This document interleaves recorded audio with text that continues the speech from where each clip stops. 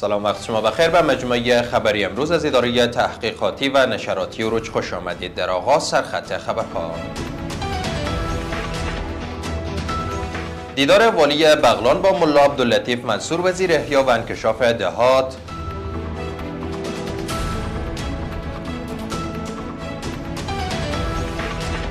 سفر هیئتی از افغانستان برای اشتراک در نمایشگاه بین المللی صنعت و بهره برداری از یک مجتمع طبی به ارزش $1 میلیون در ولایت خوست.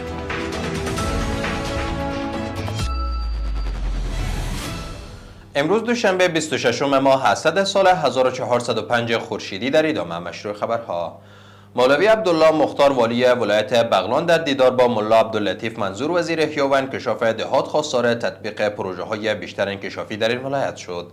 در همین حال وزیر احیا و انکشاف دهات گفته که با توجه به امکانات موجود و بر اساس اصل انکشاف متوازن برای تطبیق پروژه های انکشافی و رسیدگی به نیازمندی های مردم بغلان تلاش خواهد کرد.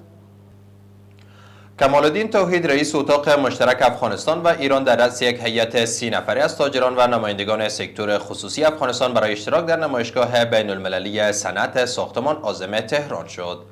هدف از این سفر آشنایی با فرصت‌های اقتصادی و تجارتی، تقویت همکاری‌های سکتور خصوصی دو کشور و توسعه تجارت و سرمایه‌گذاری مشترک عنوان شده است. قرار است این هیئت در جریان سفر با تاجران، سرمایه‌گذاران و فعالان اقتصادی ایران نیز دیدار و درباره فرصت‌های همکاری مشترک گفتگو کند.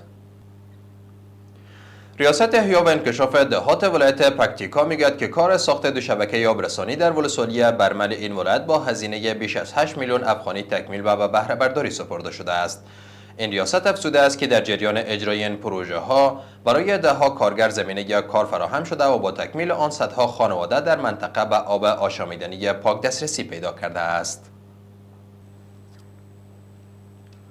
و در خبر آخر، در ولایت خوست یک مجتمع طبی به ارزش $1 میلیون از سوی یک بنیاد خیریه ساخته و به بهره برداری سپرده شد.